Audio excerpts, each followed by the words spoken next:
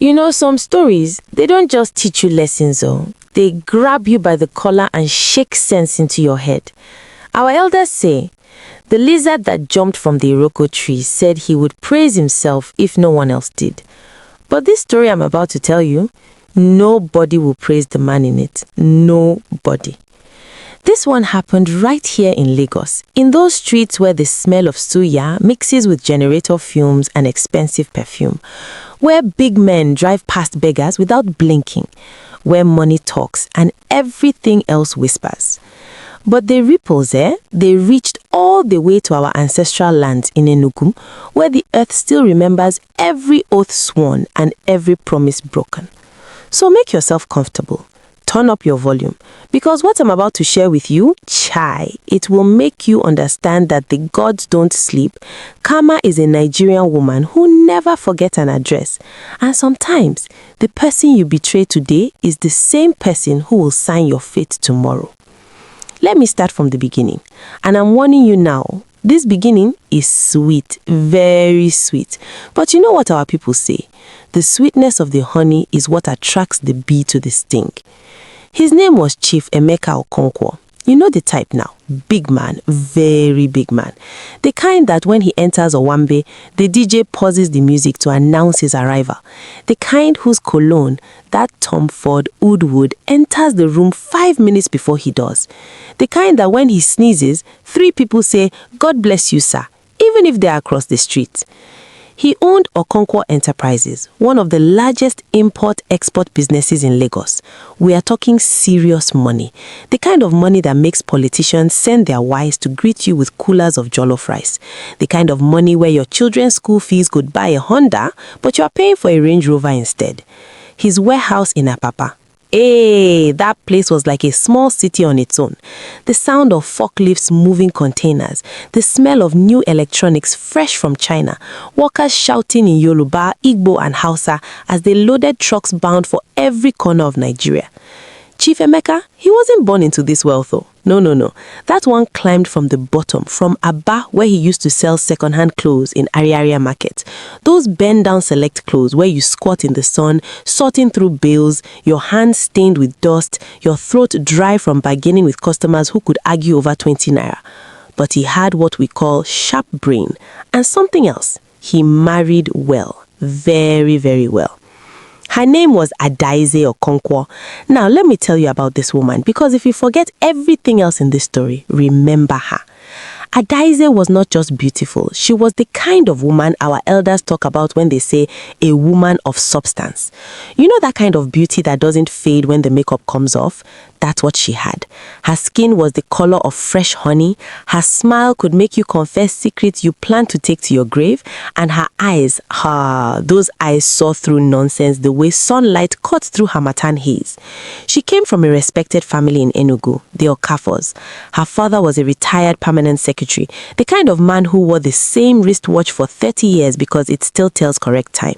Her mother was a headmistress who could discipline a child with just one look over her reading glasses. Good people, solid people, the kind of family where everybody goes to church on Sunday and nobody needs to beg for school fees. The kind of family where your word is your bond and shame is worse than poverty. When Emeka married Adaeze in 1998, he was still struggling, and I mean struggling like a man trying to swim with stones in his pockets.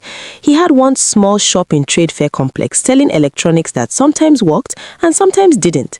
His showroom was so small that if 3 customers came at once, 2 had to wait outside. He would sleep in that shop sometimes, using old newspapers as blankets, eating 1 meal a day, usually eba and the cheapest okra soup you could find. Adaeze, this woman, she didn't look at his empty pockets or his worn-out shoes with the sole flapping like a talkative mouth. She saw something in him, that hunger, that determination, that refusal to accept defeat. She used her savings, her own money that she kept from her teaching job at Federal Government Girls College to help him buy his first container of goods from China. We are talking about 1.2 million naira in 1998. That was serious money then. Her parents nearly disowned her. "You are giving a man money? What kind of foolishness is this?" her father shouted. But Adaeze stood firm. "Papa, I'm not giving him money. I'm investing in our future." And oh, how right she was. Together they built that empire. While Emeka was running around Lagos Island chasing customers, dodging area boys demanding settlement, sweet-talking skeptical buyers, Adaeze was managing the books, talking to suppliers on the phone in that calm, firm voice that made people take her seriously, making sure workers didn't steal, tracking every kobo that came in and went out. She was the backbone, the engine room, the foundation that everything else stood on. And she did all this while raising their 3 children. Chukwu Emeka came first in 1999, then Obina in 2001, then their princess Chiamaka in 2004. This woman would wake up at 4 a.m. to prepare the children for school, go to the warehouse at 7 a.m., come home at 6 p.m. to supervise homework, cook dinner, and still find time to pray for her husband's success. Our people say, the woman who carries the home on her head must have a strong neck. Adaeze's neck was made of iron. By 2024, Chief Emeka had everything. A mansion in Banana Island that cost 2.5 billion naira. The kind of house that where the chandelier and the entrance alone could pay university fees for 50 students. The floors were Italian marble that was so shiny you could see your reflection judging you for stepping on it with dirty shoes. Another house in Lekki Phase 1 for weekend getaways, as if Banana Island to Lekki was a journey requiring rest stops. A fleet of cars, Range Rover Sport for Monday meetings, G-Wagon for Thursday flexing, and a Rolls-Royce Phantom for special occasions when he wanted other big men to remember who was bigger. The man was flying first class to Dubai like he was going to buy suya in the next street. But you see, something happens to some Nigerian men when money enters their pocket. Our people have a saying, when the poor man becomes rich, he forgets that he once fetched water in a broken calabash. Chief Emeka forgot. Oh, he forgot everything. Where he came from, who brought him there, and the woman whose sweat was mixed in the mortar that built his empire. Her name was Chidinma Nwosu, but everybody called her Dinma. She came to work as Chief Emeka's personal assistant in 2022.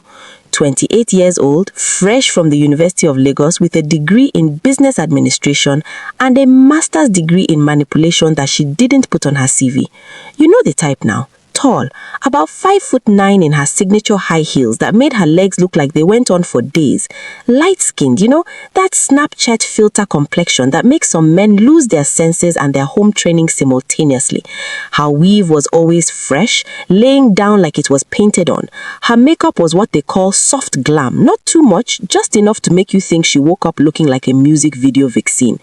And her voice, smooth like aged whiskey with a sprinkle of fake American accent, even though the closest she had been to America was watching YouTube videos. When she said, "Good morning, sir," it sounded like a promise of something more than morning greetings. Dinma was sharp, I give her that. She knew exactly what she was doing from day one. You know that quote that says, "The patient dog eats the fattest bone"? Dinma was that patient dog, but she wasn't waiting for any bones. She wanted the whole butcher shop. She would stay late at the office, always available when chief needed anything. "Sir, let me help you with that presentation. Sir, I can accompany you to that meeting in Abuja. You might need someone to take notes. Sir, you're working too hard. Let me order food for you. What do you like? Oh, pounded yam and egusi. That's my favorite too." See the strategy. She started small. Compliments that sounded innocent. "Sir, that cologne smells amazing on you. Sir, you're so brilliant. I learned so much from you. Sir, your wife is so lucky to have a hard-working man like you." Notice how she always mentioned the wife? That was part of the game, to seem respectful, to seem harmless, while planting seeds of, does she really appreciate you? You see where this is going, Abby? Chief Emeka began to notice her. At first, it was innocent, or so he told himself, the way guilty men always do. "She's just a dedicated worker," he would say, when Adaeze asked why his PA was calling him at 10 p.m. about urgent work matters. But then the late nights became later. The business trips became more frequent, and somehow, Dinma was always there, always needed, always indispensable. And Dinma, That girl knew every trick in the book, and some tricks that the book was too ashamed to publish. She studied him like she was preparing for JAMB exams. She knew when to laugh at his jokes, when to look impressed by his stories, when to play helpless so he could feel like a hero, when to play smart so he could feel intellectually stimulated. She was whatever he needed her to be at any given moment. Our elders say the snake that enters the house doesn't announce itself. Dinma slithered in quietly, patiently, strategically. And Chief Emeka? He was too blinded by her light skin and tight skirts to see the venom in her smile. Meanwhile, at home, something was happening to Adaeze. It started small, the way death always begins its journey, quietly, politely, like an uninvited guest testing if the door is open. Adaeze began complaining of headaches that paracetamol couldn't touch. Then she was feeling tired all the time.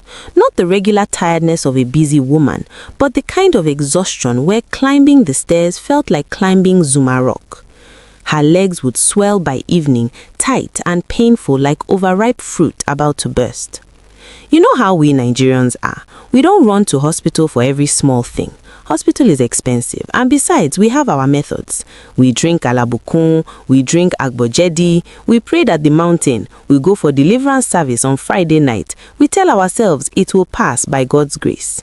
But this one didn't pass. It got worse. By mid-2024, Adaeze was losing weight in a way that scared everyone who knew her. The woman who used to fill her Ankara with beautiful curves was now swimming in her clothes. Her skin, that honey brown glow, began to look ashy and dry no matter how much shea butter she applied. The sparkle in her eyes dimmed like a lamp running out of kerosene. She, who used to wake up at 4 a.m. full of energy, couldn't even make it to 8 a.m. without needing to rest. The woman who could cook a pot of jollof rice with her eyes closed now got breathless just standing at the stove. Their daughter, Chiamaka, sharp girl, studying medicine at University of Lagos, she was the one who forced her mother to go to Lagon Hospital. Actually, forced is a gentle word. Chiamaka threatened, begged, cried, and finally dragged her mother there on a Tuesday afternoon when Adaeze couldn't hide the blood in her urine anymore. The test came back on a Thursday. The doctor, Dr. Okonkwo, no relation, called the whole family to his office. You know it's serious when they call the whole family. He cleared his throat 3 times before speaking. Another bad sign. Mrs. Okonkwo, he said, looking at his clipboard like the paper would say something different if he stared long enough. Your kidneys are failing. Stage 4 chronic kidney disease. You need dialysis immediately and eventually you'll need a kidney transplant. The room went silent. That kind of silence where you can hear your own heartbeat drumming in your ears. The kind of silence that feels heavy, like wet clothes hanging on your shoulders. Chai, you should have seen Chief Emeka's face when he heard the news. Not the face of a worried husband, though. Not the face of a man whose world was crumbling because his life partner was facing death. No, it was the face of a man calculating costs. How much will this cost? How much inconvenience will this bring to my life? How will this affect my business, my reputation, my freedom? His eyes didn't well up with tears. His hand didn't reach for Adaeze to squeeze it in comfort. He just sat there, jaw tight. And when the doctor mentioned kidney transplant, he only asked one question. How much are we talking about? Not what are the options, not what's the survival rate, not how can we make her comfortable, just how much. Adaeze noticed. Oh, she noticed. How could she not? After 26 years of marriage, you know your husband's face better than your own. You can tell the difference between concern and calculation. She noticed, but she said nothing. What could she see? He admitted Adaeze to the hospital, Reddington Hospital in VI, one of the best in Lagos. Private room on the 7th floor with a view of the Lagos Lagoon, best doctors with foreign degrees, everything that money could buy. But you see, money can pay for a hospital bed with Egyptian cotton sheets, but it cannot buy presents. It cannot buy the warmth of a husband's hand holding yours through the pain. It cannot buy the sound of a loving voice saying, "You'll be fine, we're in this together." Chief Emeka would visit maybe once a week, and even then he looked like he was being held there by gunpoint. He would stand by the door checking his Rolex every 5 minutes, taking phone calls from the hallway. Yes, I'm at the hospital. No, she's still the same. Okay, I'm coming to the office now. Sometimes he would send the driver, Musa, their Hausa driver who had been with them for 15 years, with food. Musa would arrive with coolers of rice, his eyes red from crying because he loved Madame. He had watched her build this family from nothing, and now he was watching her fade away while Oga was busy doing business. Most times, it was their children who stayed with their mother. Chiamaka would sleep on the small couch in the hospital room, her textbooks spread around her, studying for her medical exams while watching her mother fight for life. The boys, Chukwuemeka and Obina, they would take turns, one in the hospital, one managing what was left of their mother's dignity at home. They would watch the dialysis machine pump their mother's blood out and back in, cleaning it because her kidneys had given up. They would watch her vomit from the medications. They would watch her cry silently when they thought they were asleep, tears running down to the hospital pillow. They would hear her pray, not loud prayers, but whispered conversations with God at 3 a.m. God, if this is your will, give me strength. If I must go, let me go in peace. But please, watch over my children. Don't let them become bitter. Don't let them hate their father. Even in her pain, she was protecting him. That's the kind of woman Adaeze was. And where was Chief Emeka during these 3 a.m. prayers, these dialysis sessions, these moments when her wife needed him most? He was within Dinma, of course, in hotels, in his office, in that Lekki apartment he thought nobody knew about, building a new life while his old one was dying in a hospital bed on the 7th floor. The nurses noticed. Oh, hospital staff see everything. They would whisper among themselves. That big man, he doesn't even come to check on his wife. I heard he has a girlfriend, young girl working for him. Shame, after all this woman did for him. But they couldn't say anything to his face. Who were they to question a big man? Now, this is where the story gets painful. The kind of pain that makes even strong men cry. The kind of pain that makes you question if there's any goodness left in this world. It was November 14th, 2024, a Thursday. Adaeze had been in the hospital for 4 months, 123 days to be exact. Yes, she was counting, the way prisoners count days on a wall. The doctor said she needed a kidney urgently. They tested the children, each one praying to be the match, willing to give their mother life. But none of them matched. They tested extended family members, her sisters, her cousins, even her elderly father who insisted they test him despite being 78 years old. Nothing. Every test came back negative, incompatible, not a match. They were on the waiting list for a donor, hoping, praying, watching the calendar like it was counting down to either a miracle or a funeral. Adaeze, even in her pain, she never complained. She would smile when her children visited, that smile that didn't quite reach her eyes anymore, but she wore it anyway, like armor. She would ask about their father with a voice that tried not to sound desperate. Is he okay? Is he eating well? Is the business okay? She would send messages through the children. Tell him not to stress himself. Tell him the business is more important. Tell him I'm fine. But she wasn't fine. She was dying, slowly, painfully, publicly dying while privately drowning in betrayal she didn't yet have proof of. One Tuesday evening, November 19th, Chiamaka came to visit her mother after her lectures at Unilag. She had stopped by the house first to collect some fresh clothes for her mother, and her father's car wasn't there. Nothing unusual, he was always at the office or in a meeting or with clients. But something made Chiamaka check her mother's iPad that was charging at home. Call it intuition, call it God's intervention, call it what you want. When she walked into the hospital room at 6:47 p.m., she found her mother crying. Not the small cry or the deep, soul-crushing kind of tears that come from a broken heart. The kind of crying where your whole body shakes. The kind where you are gasping for air between sobs. The kind that makes the heart monitor beep faster in alarm. Mama, what happened? Are you in pain? Should I call the doctor? Mama, talk to me. Chiamaka was frantic, pressing the nurse call button, holding her mother's trembling hands. Adaeze couldn't speak. She just shook her head and pointed at her phone on the side table with a shaking finger. The phone screen was still on. A video paused mid-play. Chiamaka picked up the phone, and what she saw on that screen, Jesus Christ of Nazareth, what she saw would haunt her dreams for months. It was a video. A professionally shot video, the kind you see on Instagram with those fancy captions and romantic filters. The kind that makes you say, "Aww," and couple goals and "I can't wait for my own." But this wasn't couple goals. This was a nightmare. The video was from a traditional wedding introduction ceremony. You know the type? Full cultural regalia, bright red and gold George fabric everywhere.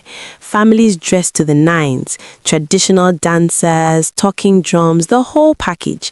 The bride's family compound was decorated with balloons and canopies. There was even an MC with a microphone commentating. "The groom and his family are here. Let's give them a round of applause."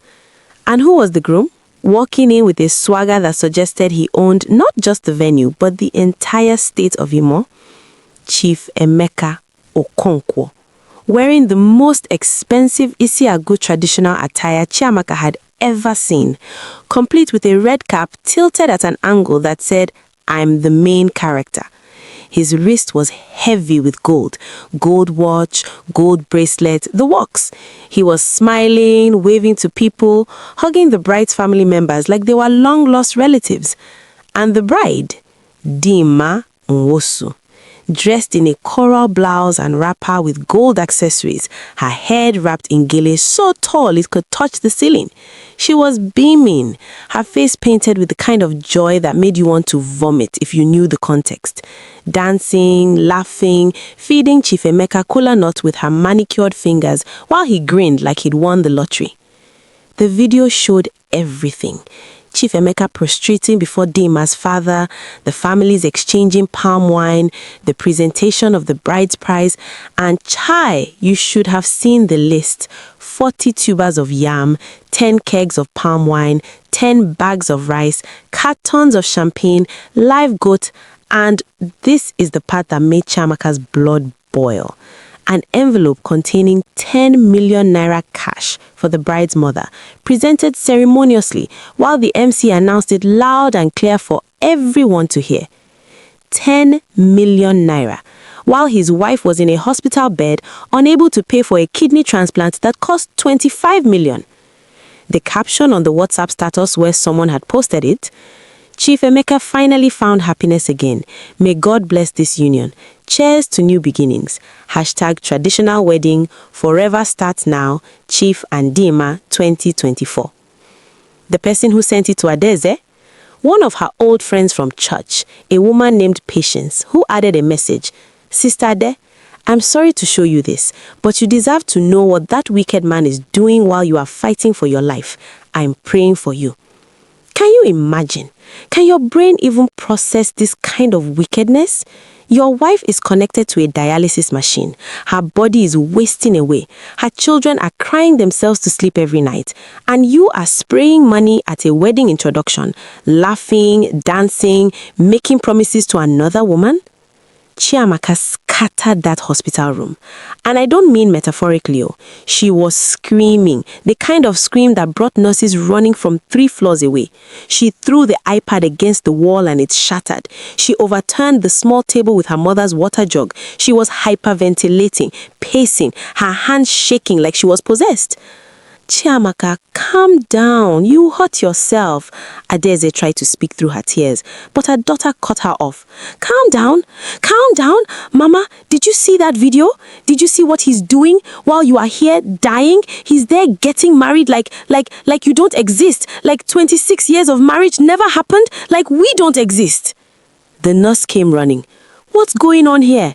Madam, your blood pressure." "Blood pressure?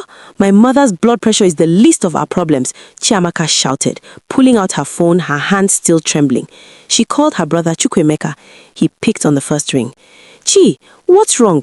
Is Mama okay?" Chuku, come to the hospital now. Bring Obina now. Don't ask questions, just come. Within 30 minutes, both boys were there. Chiamaka showed them the video. Obina, the gentle one who never raised his voice, punched the hospital wall so hard his knuckles split. Chukwuemeka, the firstborn, the responsible one, sat down on the floor and cried like a baby. How could he? Obina kept saying. How could he do this to Mama, to us? That night, fueled by rage and heartbreak, the three children made a decision. They were going to confront their father, face to face. No phone calls that he could ignore, no messages that he could dismiss. They were going to that house, that Banana Island mansion that their mother's sweat helped build, and they were going to demand answers. They left their mother with a nurse and drove to Banana Island in Obina's car, arriving around 9:30 p.m. The gate was locked, but they had keys. They let themselves in. What they found when they opened the front door, if you thought the video was bad, this was worse. Chief Emeka and Dinma were in the living room, their own living room, where they used to have family meetings, where they celebrated Christmas mornings, where Mama used to pray every Sunday morning before church. The living room where family photos still hung on the wall, including the large portrait of Chief Adaeze's wedding from 1998. And there was Dinma, sitting on the Italian leather sofa that Mama had specially ordered from South Africa, wearing a silk nightgown and bonnet, feet on the center table, eating ice cream like she owned the place. Because according to her new traditional marriage, she did own it. Chief Emeka was in his chair, watching football on the 85-inch TV, laughing at something the commentator said. They looked up when the children entered. And you know what Chief Emeka said? Not, oh my God, what are you doing here? Not, we need to talk. He said, you people should use the doorbell next time. This is not a hotel. Chiamaka saw red. Doorbell? Doorbell? This is our house, our mother's house, and you have the audacity? Watch your tone, Dinma started to say, rising from the sofa. You, Chukwuemeka pointed at her, his voice shaking with fury. You don't talk. You don't even breathe loudly. This is not your house. You are nothing but a... Chukwuemeka, stop. Chief Emeka stood up. You will not disrespect my wife in my house. Your wife? All three children shouted at once. Daddy, Obina's voice was quiet, deadly quiet. Mama is your wife. That woman lying in a hospital bed, fighting for her life, connected to machines, crying herself to sleep every night. She is your wife. This... He gestured at Dinma with disgust he didn't even try to hide. This person is a homewrecker, a gold digger, Enough, Chief Emeka roared. All of you, get out of my house. We saw the video, Chiamaka said, her voice now cold, controlled. She pulled out her phone and played it. The sounds of celebration, drumming, Chief Emeka's laughter filled the living room. We saw you at the traditional wedding while Mama is dying, and you are there, dancing, spraying money, doing marriage rites. Have you lost your mind? Have you lost your soul? Chief Emeka had the decency to look uncomfortable, but only for a second. Then his face hardened. Your mother is sick. She cannot fulfill her duties as my wife anymore. I'm still a man. I'm only 53. I have needs. I have a right to happiness. Dinma makes me happy. You people are old enough to understand these things. The silence that followed was the kind of silence that happens right before thunder. Duties? Adaeze whispered. Chiamaka felt like she'd been slapped.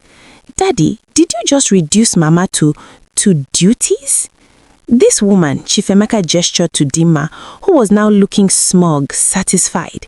She takes care of me. She's young, she's healthy, she understands me. She understands your bank account, Obina shouted. Can't you see? She's using you. Using me? Chief Emeka laughed. It was an ugly laugh. I'm not a fool. Dinma loves me. She chose me. She chose your money, Chiamaka screamed. And when the money is gone, she'll be gone too. But Mama was there when you had nothing, when you were sleeping in that shop in Trade Fair, when you couldn't afford transport to chase customers. She gave you her savings. She believed in you. She built this empire with you. And now that you have everything, you throw her away like she's trash? I'm not throwing her away. I'm still paying her hospital bills, aren't I? Oh my God. Paying her bills, Chukwuemeka took a step toward his father. You think that's enough? You think money is enough? Where are you? Where is your presence, your support, your love? When was the last time you sat with her, held her hand, told her everything will be okay? I'm busy. Busy getting married. Chiamaka's voice cracked. You were too busy to visit your wife, but you had time to do traditional marriage rites? You were too busy to find a kidney donor for mama, but you had time to pay 10 million naira bride price? That hit him. You could see it on his face. You don't understand. We understand perfectly, Chukwuemeka said. His voice was final, cold, the voice of a son cutting ties. You are dead to us. You hear me? Dead. You are no longer our father. Chief Emeka's face changed then, from defensive to angry to, was that fear? Chukwuemeka, don't say things you will regret. The only thing I regret is that it took me this long to see who you really are. Mama always defended you, always made excuses for you, but I see you now and I wish I didn't. Obina added quietly, when she dies, and she will die if she doesn't get a transplant soon, her blood will be on your hands. And when you are old, when Dinma has taken everything and left you, when you are alone and sick and scared, don't come looking for us, because we will do to you exactly what you are doing to Mama now. Nothing. Chiamaka was the last to speak. You know what Mama said to me last week? She said, don't let your father see you crying. He's under enough stress. Even now, she is protecting you. She doesn't know about this video yet because we came here first. But we are going to tell her. We are going to show her who you really are. And I hope you can live with yourself. They turned to leave. When you people need money for your expensive lifestyles, you remember who your father is, Chief Emeka called after them. Chukwuemeka stopped at the door. He turned back. Keep your money. We'd rather be poor with integrity than rich with shame. And they left. The door closing behind them sounded like the final period on a sentence that had been written over 26 years. 3 days after that confrontation, November 22nd, a Friday, morning at exactly 5:47 a.m. according to the hospital records, something strange happened. Adaeze disappeared from the hospital. The night nurse, Sister Blessing, came for her 6 a.m. rounds like she did every morning. She knocked gently on the door of room 714, the private room that had been Adaeze's home for 4 months. No answer. She knocked again. Still nothing. She opened the door and what she saw made her freeze. The bed was empty. Not just empty. Perfectly made, as if no one had slept. The hospital corners were crisp, the pillow was fluffed, the blanket was folded at the foot of the bed, but Adaeze was gone. The IV drip line was disconnected, cleanly, professionally, not ripped out in panic. It was hanging from the pole, drops of solution dripping slowly on the floor. The heart monitor was still on but disconnected, beeping an alarm that the patient was not detected. The dialysis machine in the corner stood silent, its tubes empty.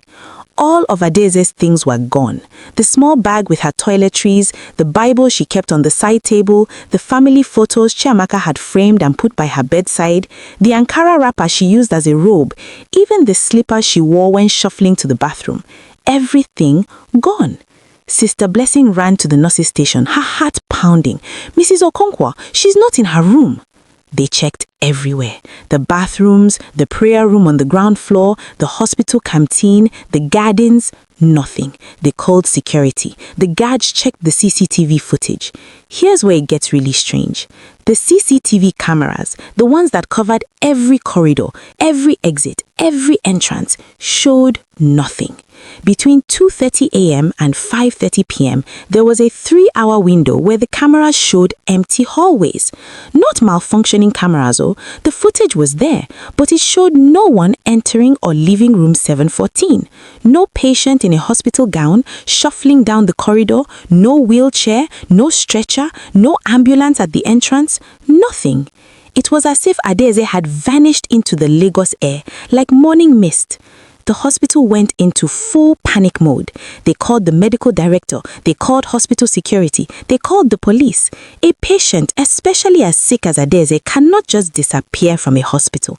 It's impossible. There are protocols, procedures, cameras, guards. But she was gone. The children were frantic when they got the call. Chiamaka arrived first, still in her pajamas, having run from her hostel in UN League. What do you mean she's gone? She can barely walk. She's connected to machines. How can she be gone? But gone she was.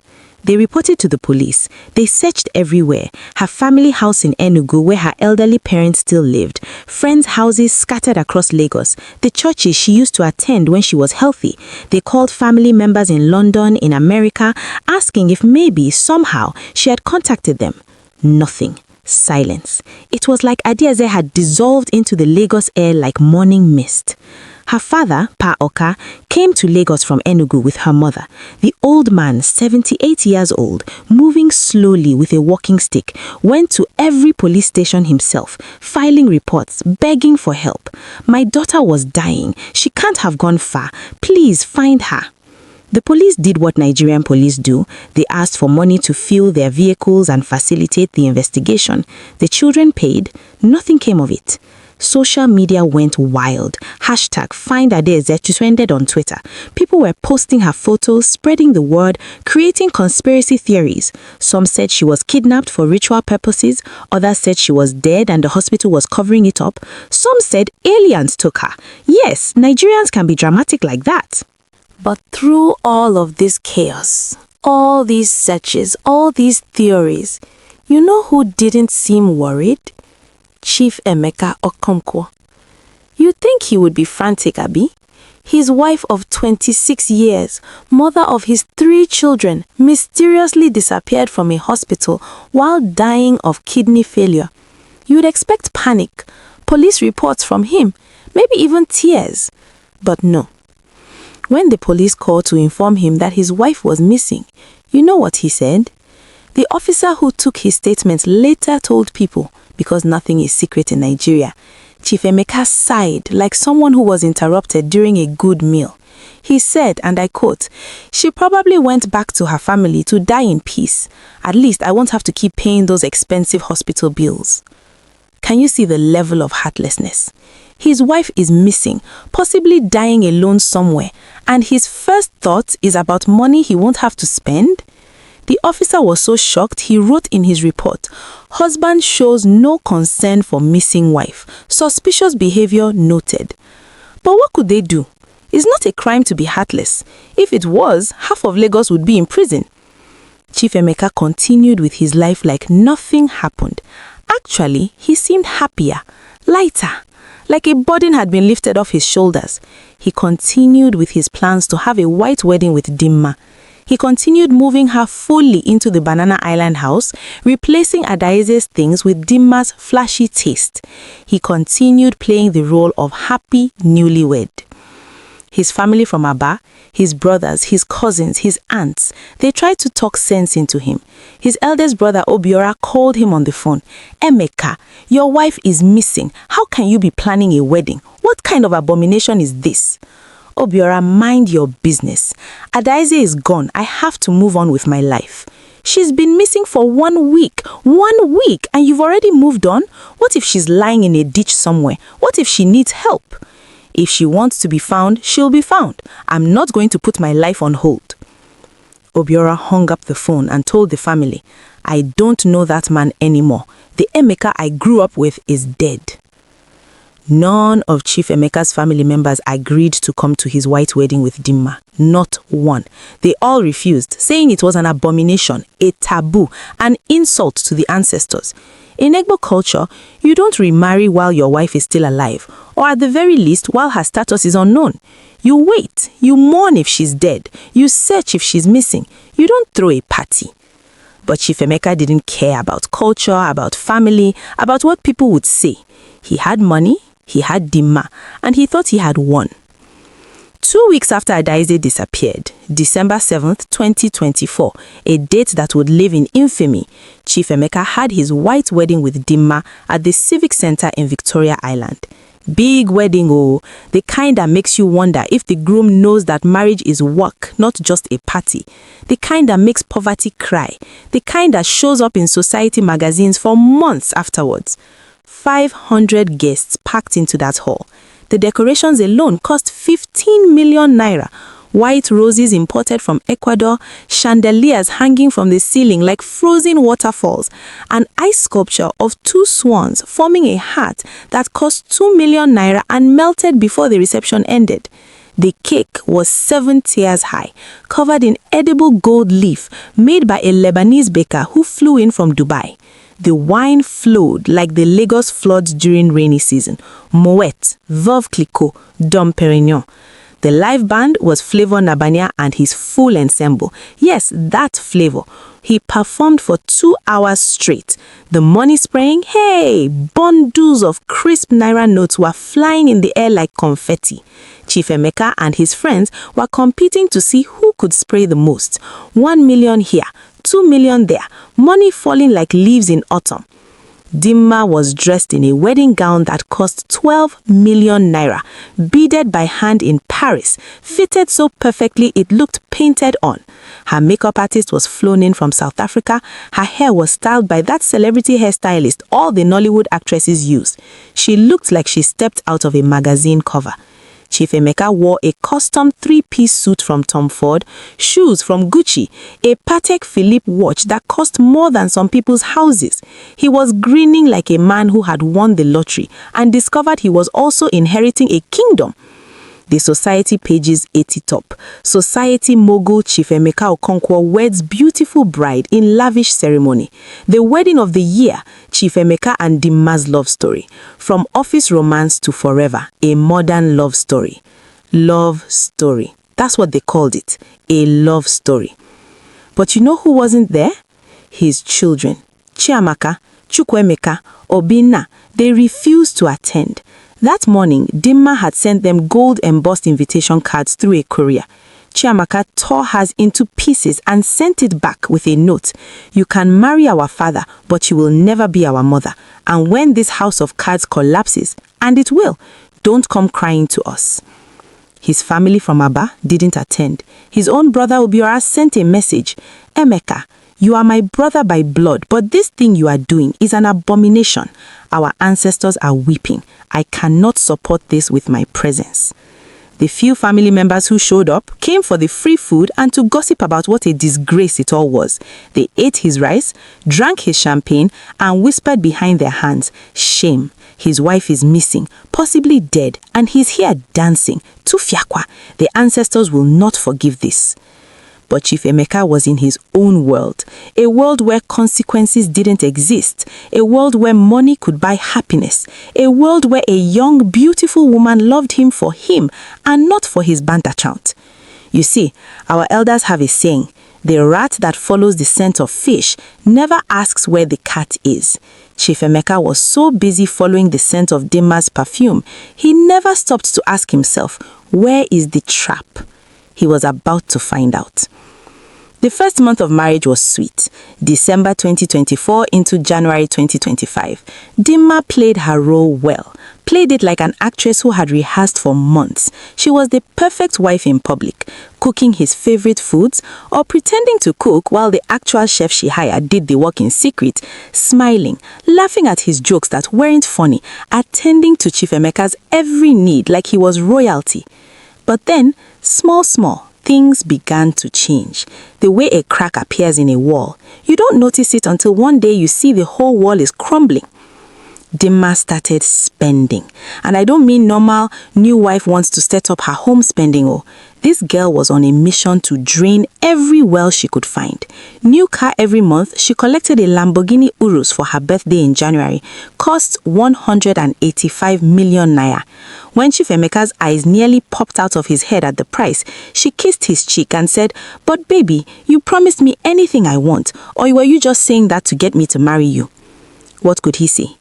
Shopping trips to London, Dubai, Paris, New York became monthly affairs. She would come back with suitcases full of designer bags, Hermes Birkins at $50,000 each, Chanel at $15,000, Louis Vuitton limited editions that most people didn't even know existed, shoes, Christian Louboutin, Manolo Blahnik, Jimmy Choo, in every color, boxes stacked in the closet like a boutique, jewelry, diamonds, emeralds, rubies, pieces so expensive they needed their own insurance policies.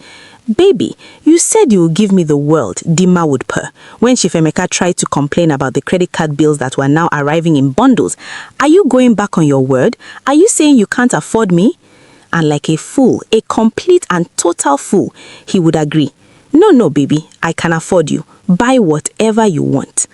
Our elders say, when a man wants to drown, he doesn't wait for the flood. He jumps into the well himself. Chief Emeka was diving headfirst into that well.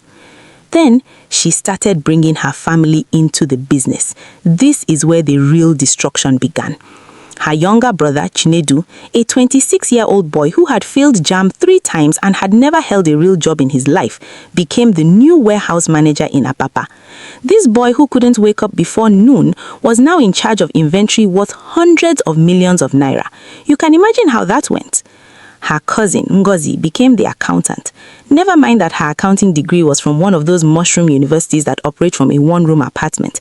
Never mind that she couldn't tell the difference between debit and credit. She was family, and family must eat from the pot. Her uncle, Uncle Festus, a man with 6 children from 4 women, a man who had been fired from every job he ever had for misunderstanding company funds, became a special advisor. To special advice to do what? Nobody knew. But he was collecting salary, big salary. One by one, they started replacing the loyal workers who had been with Chief Emeka for years. Musa, the driver, who had been with them for 15 years, fired. He's too slow, baby. I don't like the way he looks at me, Dinma complained. The truth? Musa had been loyal to Adaeze, and Dinma couldn't stand anyone who remembered the first wife. Mrs. Adeyemi, the accountant, who had been managing the company books for 12 years, replaced by cousin Ngozi. She's old-fashioned, baby. We need fresh blood, Dinma said. The truth, Mrs. Adeyemi had started asking too many questions about money that was disappearing. Mr. Ibrahim, the warehouse manager who knew every corner of that Apapa facility like he knew his own name, replaced by brother Chinedu. He's not ambitious enough, Dinma claimed. The truth, Mr. Ibrahim was too honest to be part of what was coming next. And the money, Jesus Christ, the money was disappearing faster than water in the Sahara Desert. Containers that should arrive from China never came. Lost at sea, Chinedu would report with a straight face, even though the shipping company had proof of delivery. Where did the containers go? To warehouses owned by Dinma's family to be sold separately at full profit. Payments that clients made somehow never entered the company account. Banking error, cousin Ngozi would say, even though the client had transfer receipts showing successful payments. Where did the money go? To offshore accounts in Dubai that Dinma had set up months before the wedding. Goods would leave the warehouse for delivery and never reach the clients. Armed robbers on 3rd Mainland Bridge, Chinedu would claim, but there were no police reports, no insurance claims, nothing. Where did the goods go? Sold in Aba and Onitsha markets at discount prices, cash transactions only. By March 2025, just 3 months after the wedding, Okonoko Enterprises was bleeding, seriously bleeding. Clients were complaining about missing shipments. Suppliers in China were demanding payment for goods that supposedly never arrived. The company's bank accounts were thinner than a hungry man's excuse for missing lunch. Chief Emeka tried to talk to Dinma about it. One evening, after he had spent the whole day at the bank trying to explain why he couldn't pay back a loan, he came home exhausted and attempted to be firm. Baby, we need to talk about the business. We need to slow down on the spending. The company is having some challenges. Dinma looked up from her phone, one of those new iPhone 15 Pro Max phones that cost 2.5 million naira. She had 5 of them in different colors. Challenges? What kind of challenges? Things are tight right now. I need to focus on stabilizing the company. Maybe you can reduce the shopping trips for a while, and we need to look at your family members' performance in the company. You know what she told him? She put down her phone slowly, looked him dead in the eye, and said in a voice so cold it could freeze fire, "Emeka, you're boring me." Emeka, not honey, not baby, not chief darling, just Emeka, like he was his houseboy. What? You're boring me. I didn't marry you to hear about business problems. I married you because you told me you could give me the world. If you can't maintain me, there are men, younger, richer men who can. Should I start taking their calls? Chief Emeka felt like he had been slapped. Dinma, what are you saying? I love you. You love me. We're married. She laughed, not a sweet laugh, a mocking laugh that echoed in that big empty house. Love, Emeka, please. You're a smart man. Surely you didn't think this was about love? That's when he saw it. The mask dropped, just for a moment, but long enough for him to see what was underneath. This wasn't the sweet, respectful Dinma who used to work for him. This wasn't the loving wife who promised to stand by him forever at the altar just 3 months ago. This was a stranger, a beautiful, well-dressed, expensive stranger who saw him as nothing more than an ATM machine with legs. But the worst, the absolute worst, was yet to come. Our people say, the person who sells you the faulty goods is not as bad as the person who tells you it's original. Dinma had sold Chief Emeka a lie, but now the lie was about to explode in his face like a faulty generator. In April 2025, April 16th to be exact, Chief Emeka was involved in a car accident on 3rd Mainland Bridge. It happened at 11:37 p.m. He was driving home from a meeting, or what Dinma thought was a meeting. The truth, he had been at a bar, drowning his sorrows in Hennessy, trying to figure out how his perfect life had turned into a nightmare in just 4 months. His phone had been buzzing with calls from creditors, from angry clients, from his brother Obiora begging him to see sense. He had ignored all of them. He was driving his G-Wagon, that powerful machine that he loved, that made him feel like a king. But that night, maybe the Hennessy was stronger than his judgment, maybe he was too distracted by his problems, or maybe, as some people later whispered, the ancestors had decided it was time for him to answer for his sins. A trailer carrying cement bags from Dangote's factory swerved into his lane. Chief Emeka tried to avoid it. The G-Wagon spun. Once, twice, 3 times. It flipped over the bridge barrier. For a moment, a terrifying, infinite moment, the car was airborne. Headlights cutting through the darkness. Chief Emeka screaming, his whole life flashing before his eyes. The G-Wagon hit the water. The Lagos Lagoon swallowed it like a hungry beast.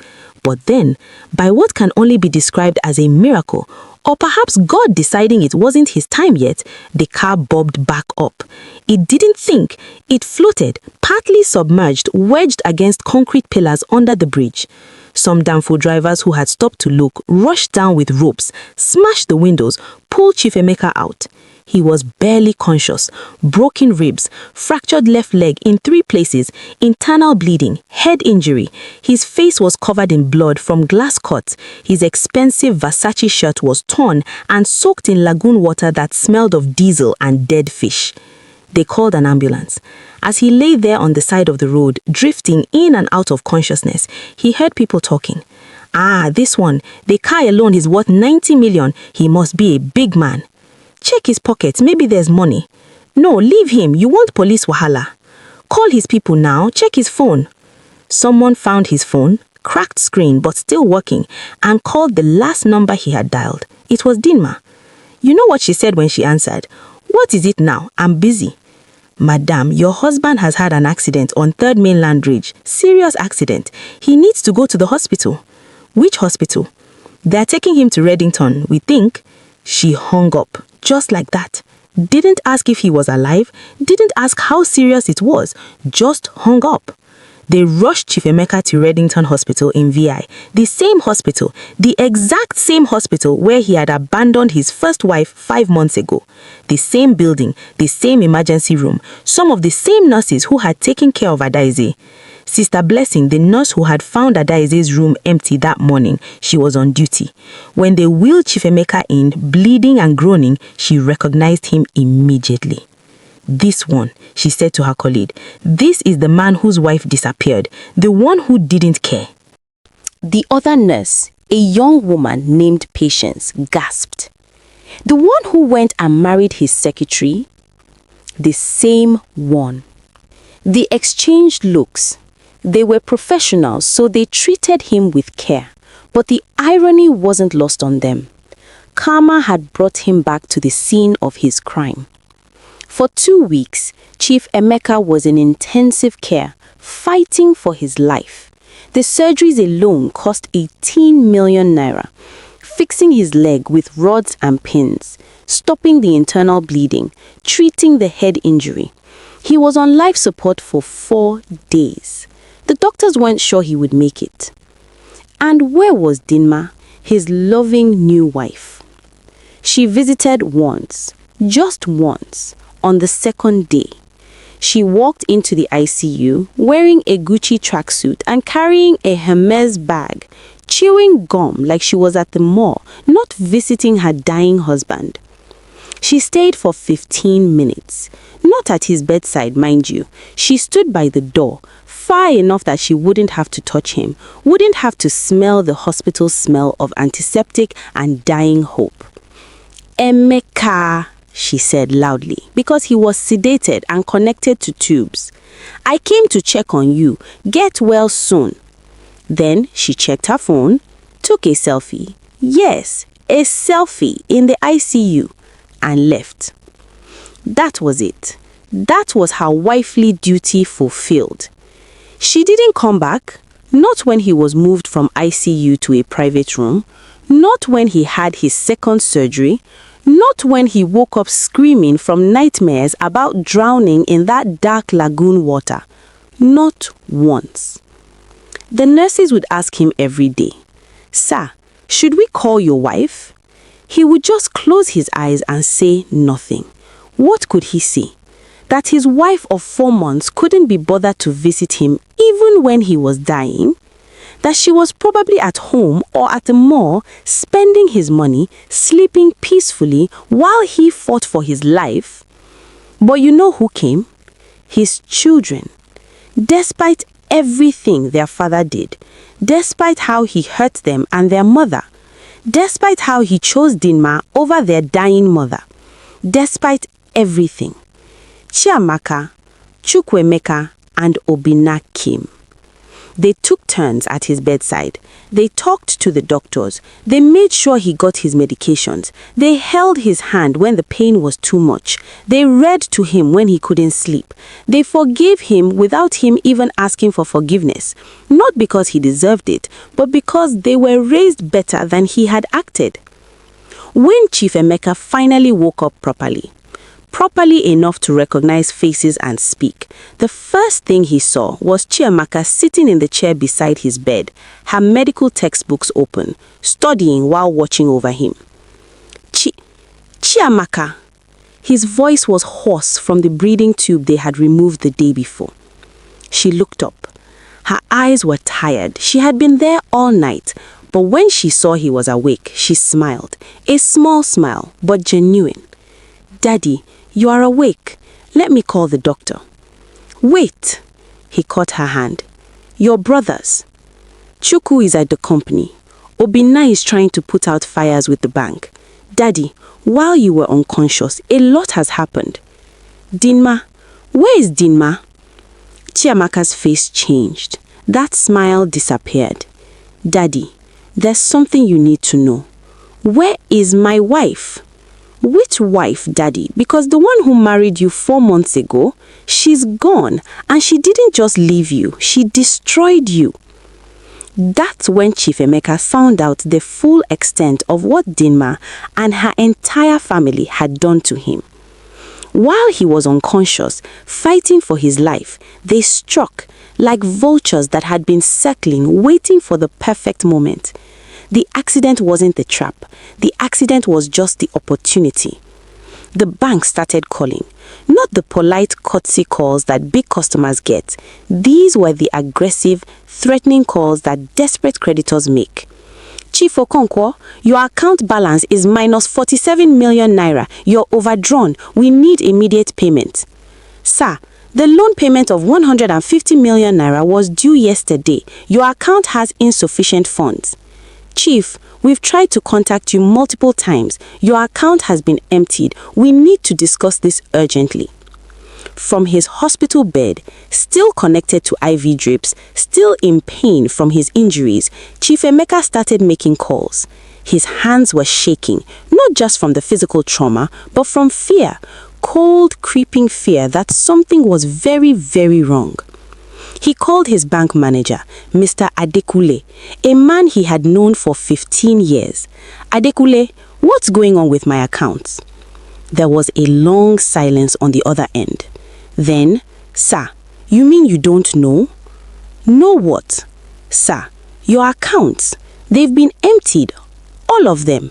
Main account, savings account, domiciliary account, investment account. Everything. The only thing left is your overdraft, which is why the balance shows negative. Emptied? What do you mean emptied? Where's the money? Sir, the withdrawals were authorized with your signature and your wife's counter signature. Large transfers to offshore accounts in Dubai, wire transfers to various companies in China, all listed as business payments. Cash withdrawals of up to 5 million naira per day for the past 3 weeks. 3 weeks.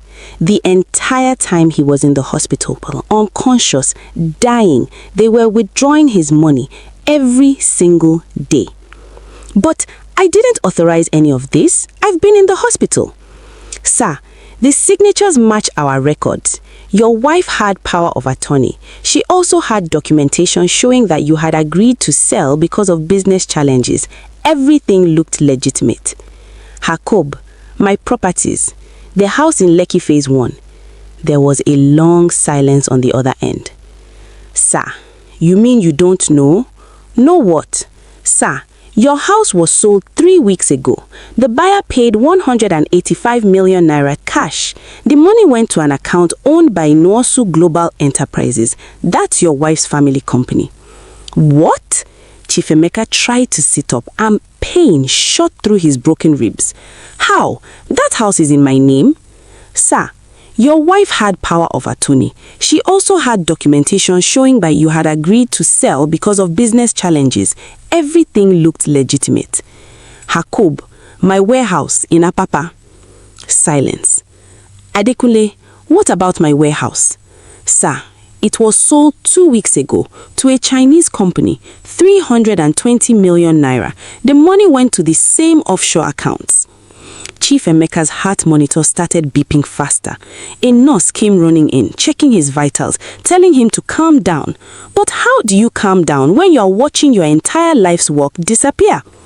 The cars, he asked weakly. All sold, sir, or transferred to new owners. The Rolls-Royce, the Range Rover, the second G-Wagon you had, all gone. The only reason your accident G-Wagon is still in the police impound is because it's evidence. My company shares, Okonkwo Enterprises. Sir, I'm so sorry. The shares were used as collateral for loans that were taken out in your name over the past 3 months. Those loans defaulted because the accounts they were supposed to be paid into were emptied. The bank has seized the shares. Okonkwo Enterprises is no longer yours. The room was spinning. Chief Emeka felt like he was drowning again, back in that dark lagoon water. And the Banana Island house? He asked, though he already knew the answer. Sir, that one is complicated. The house was in both your name and your first wife's name, Mrs. Adaeze Okonkwo. Your new wife tried to sell it, but because it required both signatures and Mrs. Adaeze is, well, missing, she couldn't complete the sale. But sir, there are liens on it now. Multiple loans were taken using it as collateral. Chiamaka, who had been listening to this entire conversation, her father on speakerphone because his hands couldn't hold the phone steady, watched her father's face crumble. This man who had been so proud, so confident, so sure that his money made him untouchable, he was crying, broken, completely destroyed. "How much do I have left?" Chief Emeka asked in a whisper. "In your personal account after the overdraft, 127 naira, sir." 127 naira. From billionaire to broke in 4 months. From private jets to public disgrace. From mansion to hospital bed to nothing. And Dinma? Chief Emeka already knew, but he had to ask. "My wife?" Mr. Adekunle sighed. "Sir, she left Nigeria on April 18th, 2 days after your accident. Private flight to Dubai. She hasn't been back. Her phone numbers are disconnected. Her family members who were working in your company, all gone, disappeared. The office in Lagos is empty. Even the furniture has been sold." It was all planned from the very beginning, from the day she walked into his office as his PA, maybe even before that. She had studied him, learned his weaknesses, played her role perfectly. The sweetness, the dedication, the love, all of it was fake, a performance, a long con. And he had fallen for it completely, stupidly, totally. "There's one more thing, sir," Mr. Adekunle said quietly.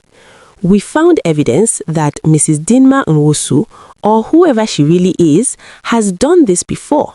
This is not her first time. There are 3 other men, all wealthy, all married men, who left their wives for her. All of them ended up exactly like you, broken, bankrupt. She's a professional, sir. She targets married men with money, makes them fall in love, convinces them to leave their wives, marries them, drains them, and disappears. It's her business model." Chief Emeka looked at the ceiling of his hospital room, the expensive private room he couldn't pay for, the room that would soon be showing him the door because his insurance had been cancelled. Yes, Dinma had cancelled all his insurance policies and pocketed the refunds.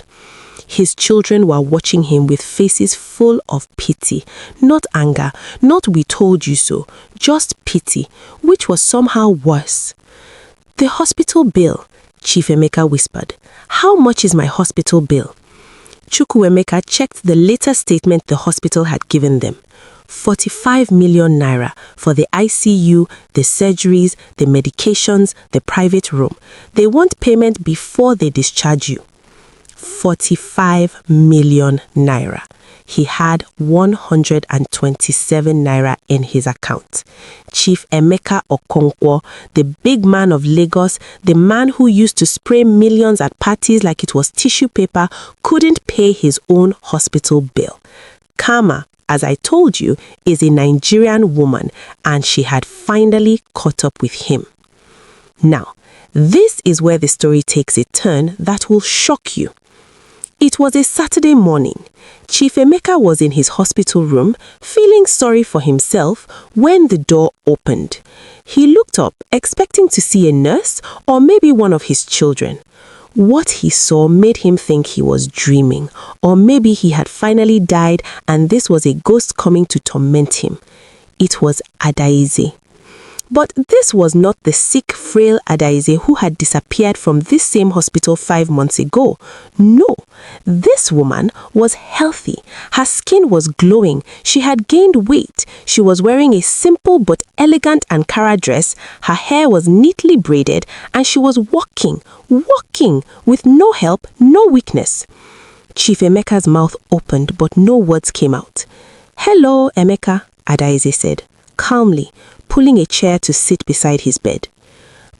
Adaeze, you're alive? You're healed?" She smiled. Not a happy smile, the kind of smile that tells you this person knows something you don't know. "Yes, Emeka, I'm alive. And yes, I'm healed. I got my kidney transplant." But how? We searched everywhere for you. I thought. You thought I went somewhere to go and die quietly so you can continue enjoying your new life with your young wife, Abby? Her voice was still calm, but there was steel in it. Chief Emeka had the decency to look ashamed. Adaeze continued, "Let me tell you what happened, since you never cared enough to find out. The night I saw the video of your traditional wedding to that girl, something broke in me. Not just my heart, even my will to stay alive broke. I lay on this hospital bed and I asked God, why? Why did I suffer with this man? Why did I sacrifice everything for him, only for him to replace me like I'm a broken generator?" She paused, looking around the hospital room. "That night, I made a decision. I was going to discharge myself and go home to Enugu, to my family, to die in dignity. But before I could even call the nurse, someone walked into my room." "Who?" Chief Emeka whispered. "A woman, a complete stranger. She said her name was Mrs. Okafor, no relation to my family. She said she had been in the hospital visiting her own mother when she heard about my case. She said she wanted to help me. She said she had the resources to get me a kidney transplant, to pay for everything, to give me a second chance at life." Chief Emeka was listening like a child hearing a fairy tale. "I didn't believe her first. You know Nigerians now. When something sounds too good to be true, we suspect 419. But Mrs. Okafor, she showed me everything. She had connections in a hospital in India where they could do the transplant quickly. She had already found a matching donor. Everything was arranged. All I had to do was say yes." So I said yes. That night, Mrs. Okafor arranged everything. Private ambulance flew me to India the next day. Within 1 week, I had the transplant. I spent 3 months recovering there, getting my strength back. And Mrs. Okafor, she paid for everything, every single thing. When I asked her why would she do this for a stranger? You know what she told me? Chief Emeka shook his head. She told me, "I'm doing what I wish someone had done for my sister. My sister died because her husband abandoned her when she got sick. He married another woman and left my sister to die. I couldn't save my sister, but I can save you. And when you're healed, you go back and show that man what he lost." Tears were running down Chief Emeka's face now. "Ada, I'm sorry. I'm so sorry. I was a fool. I was wicked. I don't know what came over me. That girl, Dinma, she destroyed me. She took everything. I have nothing left. I'm a broken man." Adaeze looked at him for a long, long moment.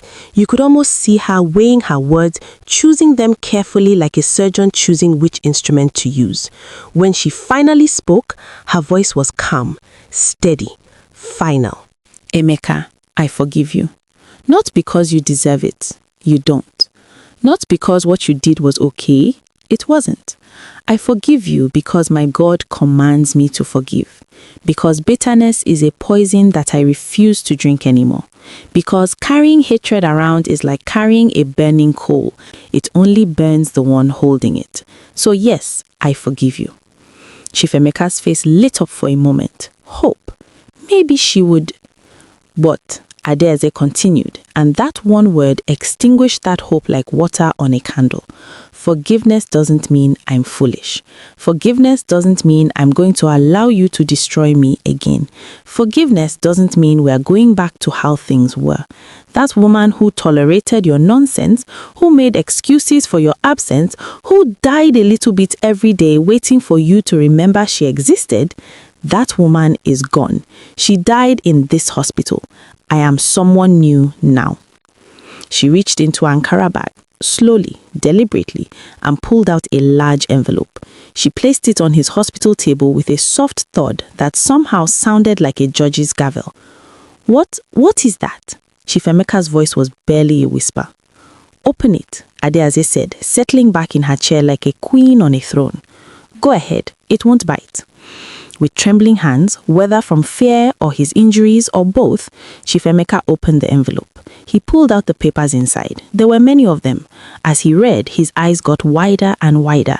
His breathing got faster, and the heart monitor started beeping louder. These are divorce papers." "Yes," I'm divorcing you, Emeka. The marriage is over, has been over since the day you chose that girl over me. I'm just making it official now. But Adaeze, keep reading, there's more. His hands were shaking so badly now that the papers were rustling. He kept reading. Property deeds, transfer documents, share certificates. The house in Banana Island, Adaeze said conversationally, as if discussing the weather. You remember that house? The one you were so proud of? The 2.5 billion naira mansion? When Dinma's family sold it to pay for your lavish wedding and her shopping sprees, guess who bought it? Chief Emeka looked up at her, his face pale. I did. Adaeze smiled that knowing smile again. Through a proxy company. They never knew it was me. That house, it was always in both our names, Emeka. The original document, the ones you never bothered to read carefully, showed joint ownership. You just forgot. Or maybe you never cared to remember. But legally, that house needed both our signatures to sell. Since I was missing, Dinma couldn't sell it properly. So she sold it to a shell company owned by me. You own the Banana Island house? Not just own it, Emeka. I live there. Yes, me. I've been living in that house for the past 2 weeks, sitting in that same living room where you and Dinma sat, sleeping in the master bedroom, walking in the gardens. It's mine now. Fully, legally mine. Chief Emeka felt like he was going to faint. The warehouse in Apapa bought it back. Dinma sold it for 320 million naira to a Chinese company. That Chinese company was also a front for me and Mrs. Okafor.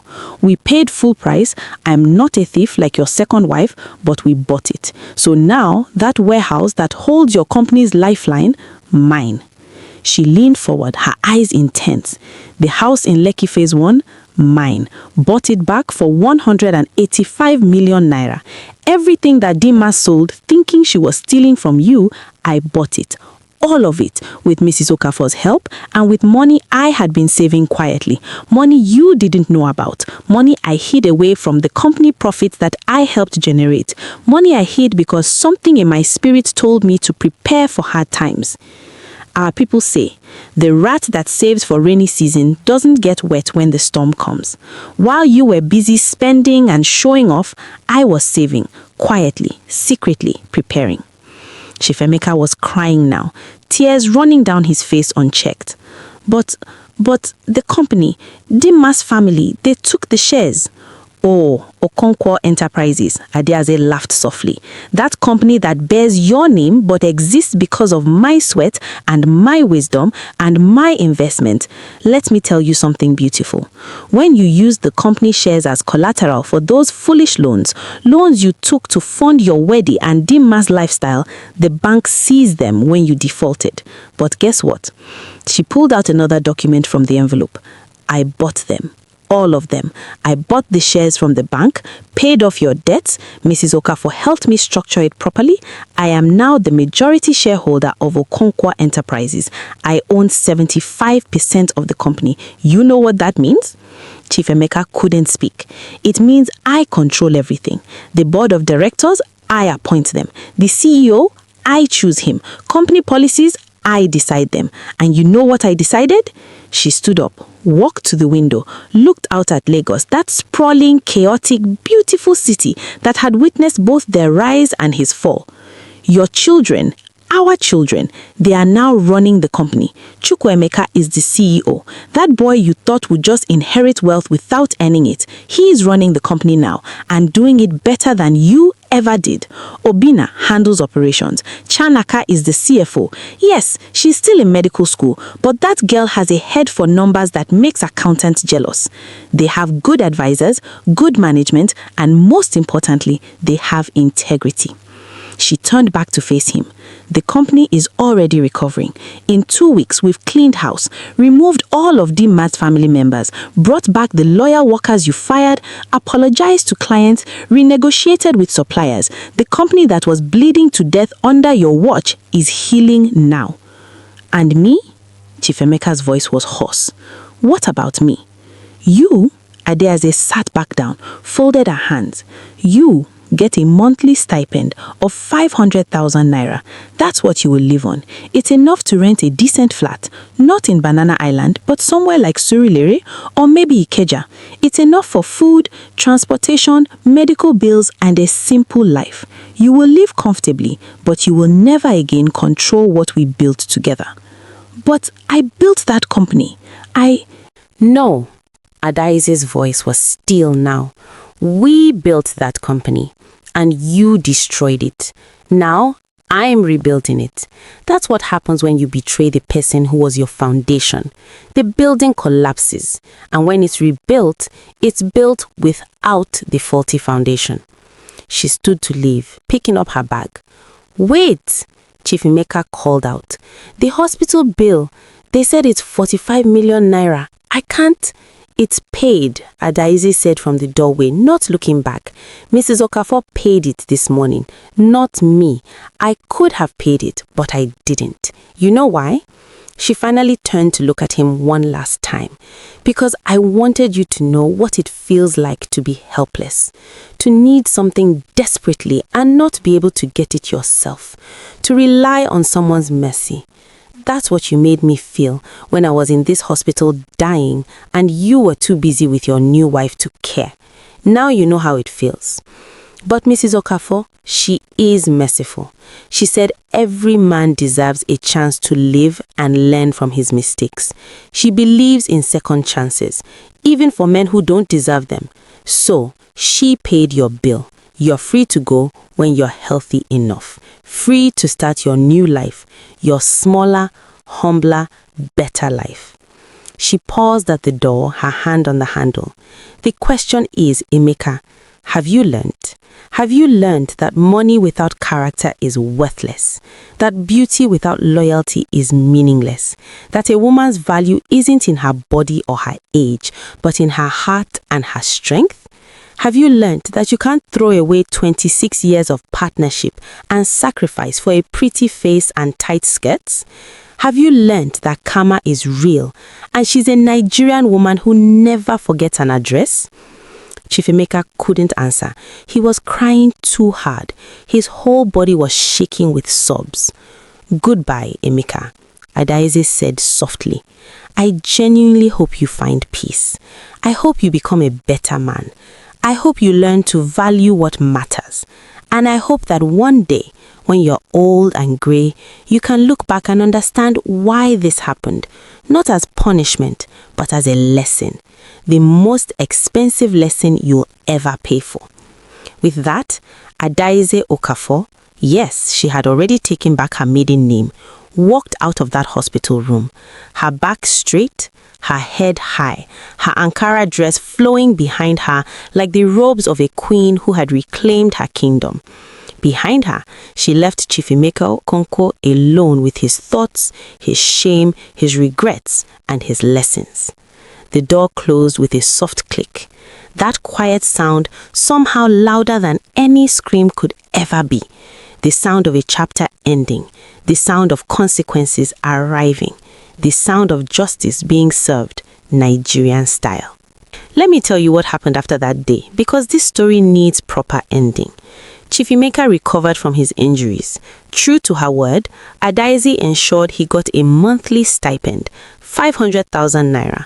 Money that would have been pocket change to him a year ago now had to pay his rent in a 2-bedroom flat in Surulere, his food, his transportation, and his medications. From Banana Island to Surulere, from G-Wagon to Uber, from Chief to just Emeka. He tried to fight the divorce, but he had no grounds. He tried to reclaim the business, but legally, everything was tight. Adaeze had receipts for every single thing. Proof that she was the one who bought back all the properties, proof of her original investment in the company, proof of everything. And Dinma, that girl disappeared like smoke. They heard she was now in Dubai, married to some oil baron, living her best life.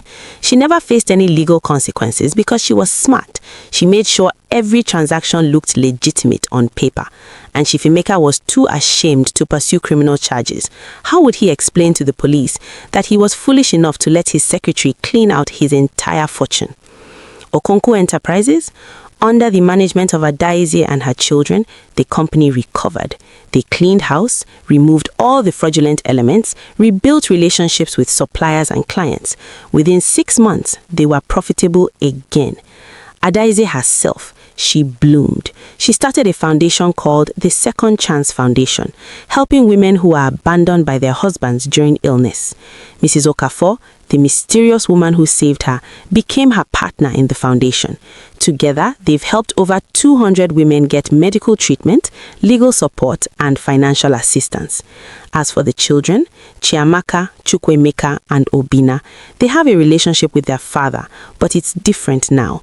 They respect him as their father, but they no longer worship him. They've seen his clay feet. Once a month, they visit him in his Surulere flat. They give him additional money. They check on his health. But the days of daddy can do no wrong, those days are gone. You know, I've told you this story not just to entertain you, but to teach you something. Because every story from our culture carries wisdom. And this one, hey, it carries plenty. First lesson, never abandon the person who was with you when you had nothing. Adaeze was there when Chief Emeka was selling second-hand clothes in Aba. She invested her own money in him. She sacrificed her career for him. She built that empire with him. The moment he had money, he forgot all of that. And what did his forgetfulness cost him? Everything. Second lesson, not everyone who smiles with you is loyal to you. Dinma played her role well. She knew exactly what Chief Emeka wanted to see and hear, and she gave it to him. But her loyalty was to his wallet, not to him. The moment the wallet was empty, she was gone. Third lesson, what you do to others will come back to you. Chief Emeka abandoned his sick wife in a hospital bed. Where did he end up? In a hospital bed, abandoned. He took everything from Adaeze. Where did he end up? With everything taken from him. The universe has a way of balancing accounts. Fourth lesson, a woman scorned is not a woman defeated. Many people thought when Adaeze disappeared from that hospital, she went to die somewhere quietly. They underestimated her. Never underestimate a Nigerian woman who has been pushed to the wall. We don't just bounce back, we bounce back with strategy. Fifth lesson, sometimes the biggest revenge is not fighting back with anger, but with wisdom and silence. Adaeze could have caused drama. She could have exposed Chief Emeka publicly, ruined his reputation, made noise, but she didn't. She quietly planned, quietly recovered, quietly bought back everything, and only revealed herself when everything was in place. That's the kind of revenge that leaves a lasting mark. And the final lesson, perhaps the most important one, money and power without character is a disaster waiting to happen. Chief Emeka had billions, but he lacked integrity. He had influence, but he lacked wisdom. He had everything, but he valued nothing. And so when the test came, he failed spectacularly. The last time I heard about Chief Emeka, he was working as a consultant for his own former company, the company now owned by his ex-wife and children. Can you imagine going to work every day in a building that used to be yours, taking orders from people you used to command, eating humble pie for breakfast, lunch, and dinner? But you know what? Some people say he's a better man now. Humble, respectful. He attends church regularly now, not the big fancy churches where he used to sit in VIP section, but a small parish in Surulere where nobody knows his history. He volunteers, he helps people, he's learning what it means to have value beyond your bank account. Maybe, just maybe, losing everything was what Chief Emeka needed to find himself. As for Adaeze, she remarried last December. A quiet wedding in Enugu, just family and close friends. The man is a professor at University of Nigeria Nsukka, someone who values her for who she is, not what she can give him. Someone who stood by her when she was sick, who encouraged her foundation work, who treats her like the queen she is. And you know the beautiful thing? Chief Emeka attended the wedding. Yes, you heard right. His ex-wife's wedding. Adaeze invited him and he came. He sat in the back. He watched her marry a man who would value her. And at the end of the ceremony, he walked up to them, shook the professor's hand and said, "Take care of her. She deserves the best." Then he went home to his Surulere flat, alone with his lessons and his regrets. So you see, this story of Chief Emeka and Adaeze, it's not just about a man who betrayed his wife and suffered consequences. It's not just another tale of karma and comeuppance. No, this is about something deeper. This is about choices, about character, about the fact that in this life, on this earth, under this sun, you don't get away with wickedness just because you have money or power. Our elders say, the firewood you gather in summer is what you use to cook in winter. Chief Emeka gathered wickedness, betrayal, and heartlessness. He gathered selfishness and pride. He gathered lies and broken promises. When his winter came, and winter always comes, that's what he had to cook with. And it tasted very bitter. Bitter like unripe oranges. Bitter like medicine with no sugar coating. Bitter like regret at 3 a.m. when sleep refuses to come. But even in this bitter story, there's sweetness.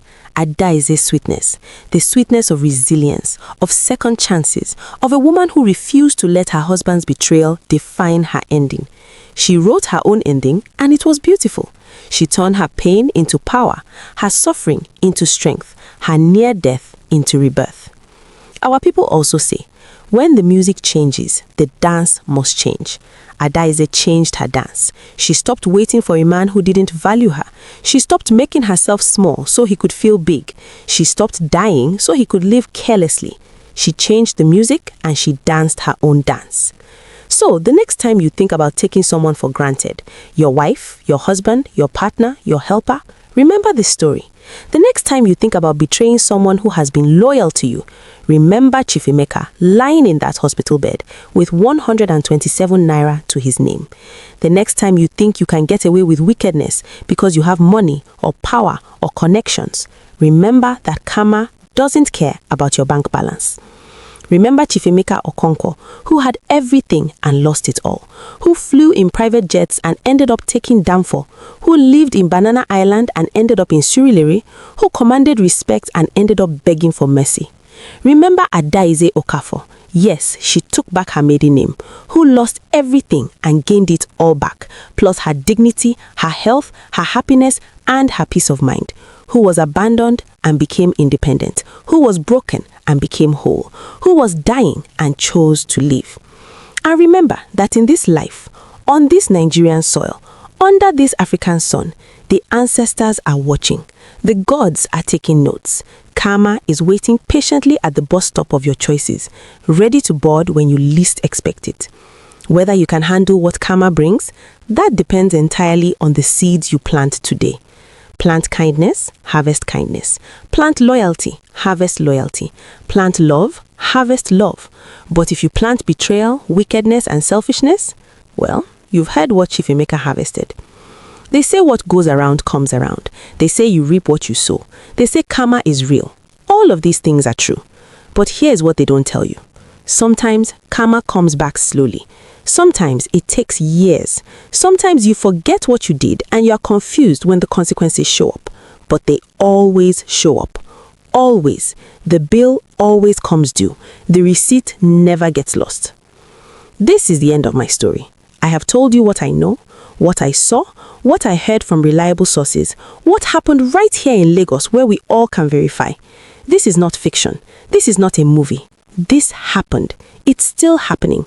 Somewhere in Surulere right now, Chief Emeka is probably looking at his small flat, wondering how he got here. Somewhere in Banana Island, Adaeze is probably having tea in her garden, thanking God for her second chance. Take from this story what wisdom you can find. Share it with those who need to hear it. And if you ever meet someone in your church, in your office, in your family who is treating their loyal partner badly because they found someone younger or richer or more beautiful or just different, tell them this story. Tell them about the trader from Aba who became a chief in Lagos and lost it all because he forgot where he came from. Tell them about the wife who was left to die but chose to live and reclaimed her throne. Tell them that some mistakes you don't recover from. Some betrayals you pay for with your entire life. Some bridges, once you burn them, can never be rebuilt. Tell them that the person you are sleeping next to might not be perfect, but if they've been loyal, if they've suffered with you, built with you, cried with you, believed in you when nobody else did, then they are worth more than all the Instagram models and office secretaries and side chicks in the world combined. May we all have the wisdom to value what we have before we lose it, to appreciate our partners before we drive them away, to recognize gold before we trade it for brass. May we all have the strength to rise like Adaeze when life knocks us down, to transform pain into power, to turn our scars into stars. May we all have the humility to learn from other people's mistakes so we don't have to make the same ones ourselves. And may we all remember that in the end, it's not money that matters. It's not beauty that lasts. It's not power that defines us. It's not even success that determines our worth. It's character. It's integrity. It's how we treat people when we have the power to hurt them, but choose not to. It's what we do when nobody is watching. It's the promises we keep, even when keeping them is hard. It's the loyalty we show, even when being disloyal would be easier and more profitable. That's what makes a person truly rich. Rich in the ways that matter, rich in the ways that last, rich in the ways that you can take with you when this life is over, and all the money and houses and cars and titles mean absolutely nothing. That's what makes a life truly successful. Not the size of your bank account, but the size of your heart. Not the value of your property, but the value of your word. Not how many people serve you, but how many people you serve. Remember this story, my people. Remember it well. Remember it when temptation comes knocking. Remember it when you are about to make a choice that you know is wrong, but seems so right in the moment. Remember it when you are about to throw away something precious for something shiny. Remember Chief Emeka and remember Adaeze. Remember what pride costs and what humility earns. Remember what betrayal takes and what loyalty gives. And most of all, remember that no matter how dark your night is, no matter how hopeless your situation seems, no matter how broken you feel, like Adaeze lying in that hospital bed thinking her life was over, dawn can still come. Healing can still happen. Second chances can still appear. Miracles can still occur. But you have to choose to live. You have to choose to rise. You have to choose to believe that your story isn't over just because someone tried to write the ending for you. This is the end of my story. Thank you for listening to every word. Thank you for staying until the end. I pray you take these lessons to heart. Go well, live well, love well, choose well, and remember this story when you need it most, because trust me, one day you will need it. May your choices be wise, may your karma be sweet, and may you never, ever forget that the person who stands with you in the rain deserves to be celebrated in the sunshine. Odabo, until we meet again.